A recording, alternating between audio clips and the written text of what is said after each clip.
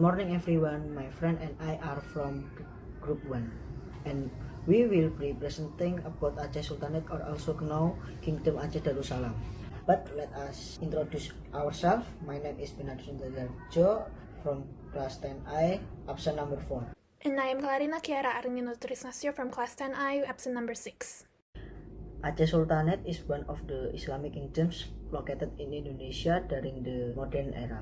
It is situated in the northern part of Sumatra Island, more specifically in the province of Aceh, with Banda Aceh as the kingdom's capital city. The kingdom of Aceh existed for quite the time, lasting from 1496 until 1903. The first sultan was Sultan Ali Mughayat Syah, who was crowned on Sunday 1 Jumadil early 913 AH, or the 8th of September 1507. In the beginning, Aceh Sultanate was set at Lamurik territory. However, after a while, many other kingdoms' territory were brought to submission and the Aceh kingdoms united them all together. Some of these territories were Daya, Pedi, Lidi, and Nagur. Moving forward, in 1524, Budpasai and Aru had become a part of Aceh Sultanate sovereignty. When we look through Aceh Sultanate long history, we can see that during its growing process, Aceh Sultanate had three prominent aspects that developed thoroughly. The first being economics, where its significant growth began in Sultan Ibrahim's conquest over Pedir with its abundant white pepper. As the area under Aceh Kingdom's command increased, the quantity of its natural resources multiplied. The peak of the economic increase was during the rule of Sultan Iskandar Muda, from 1607 till 1636. This is because Aceh Sultanate, under his rule, finally managed to take over Malacca Strait after the various attempts of many sultans. Not long, Malacca Strait was well known to be Southeast Asia trading hub. Its location is very convenient, being at the center of the sailing route for many outside traders. Elements like pepper and gold become the main source for the popularity of Aceh market.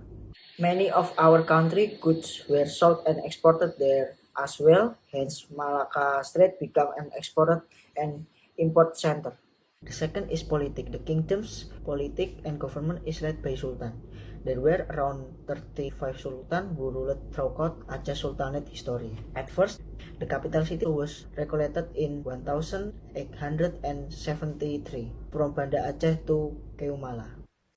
Some noble sultans and their reigns are Sultan Ali Mughayat from 1514 till 1530, who created the kingdom we know as Aceh Sultanate now. And then the second one is Sultan Ali Mughayat Syah al-Kahar from 1537 till 1568, the one who repaired and mended the Islamic Kingdom back together after Sultan Salahuddin.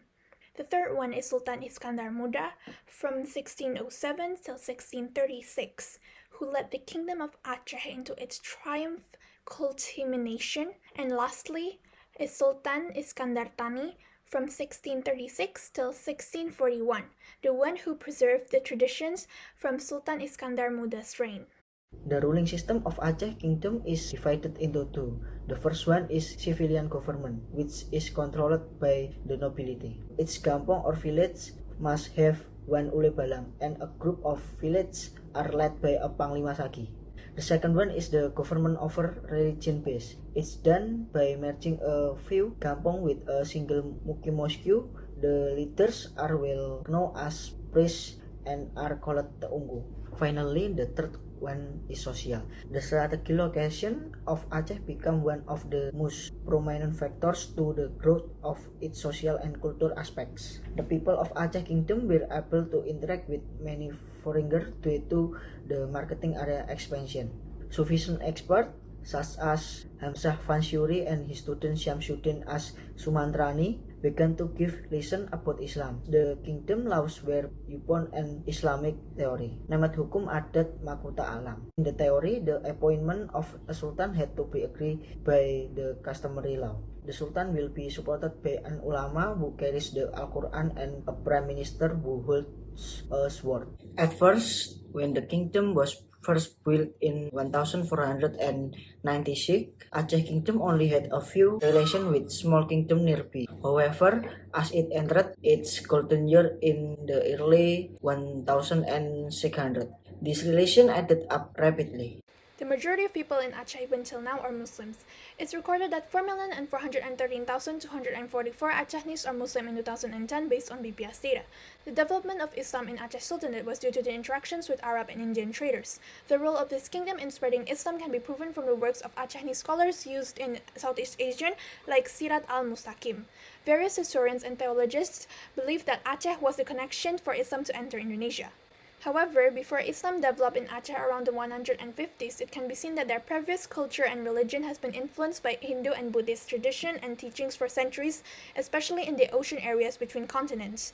Some assume that in Aceh, several Hindu kingdoms have been established, namely the Indrapatra Kingdom, Indrapurwa Kingdom, and Indrapuri Kingdom. Meanwhile, the interior was influenced by strong animism and dynamism. The growth of Islamic theory only showed great significance during the 16th century under Sultan Iskandar Muda's rule. From Kamaruzaman Ahmad's a researcher viewpoint, there are four major religions that have emerged throughout the centuries in Aceh, namely Arabic with Islam, Chinese with Taoism, Europe with Christianity, and finally the Indus with Hinduism.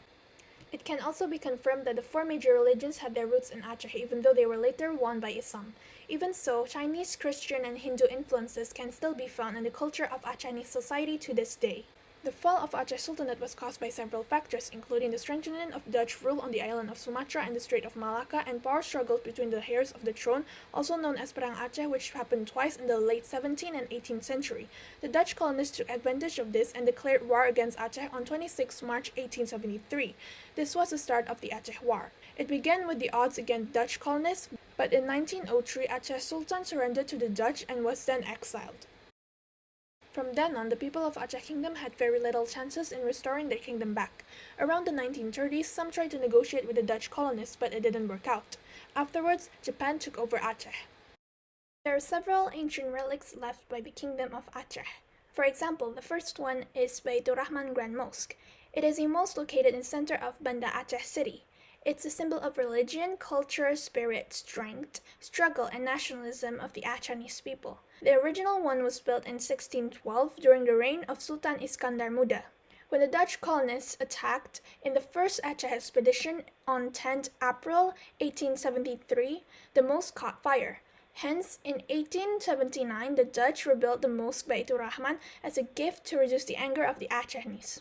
Second example is the Gunungan Historical Park. It was then known as Taman Gairah, which means pleasure garden. Possibly built by either Iskandar Muda or Iskandar Thani, the grounds of the historical park contains a 17th century palace garden and white circular structure which name is the Gunungan. It was occasionally for royal family gatherings and also a fitting area after they finished their baths. They aren't well known, however, the third ones were discovered in Arongan village, West Aceh. The discovery of the historical site of 3 cannons and the remains of building debris are thought to be relics during the reign of Sultan Iskandar Muda. Assumed to be part of the gift given by the Kingdom of Turkey, the 3 cannons were definitely used to defend Aceh's territory against invaders' attacks. An important figure who reflects the moral lessons that can be taken from the Kingdom of Aceh's people is Sultan Iskandar Muda. First of all, he stayed loyal to his nation and kingdom, and always loved his homeland Indonesia. His second striking persona is being a hard worker.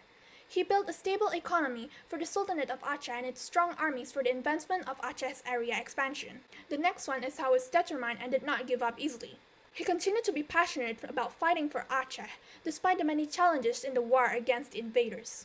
Last but not least, he was a strict and fair ruler. The Acehnese people must obey the rules that had been set by him, and he did not tolerate any kingdom who associated themselves with the Portuguese colonists, Dutch colonists, or any other colonists. Thank you for your attention, and we're sorry if there were any mistakes.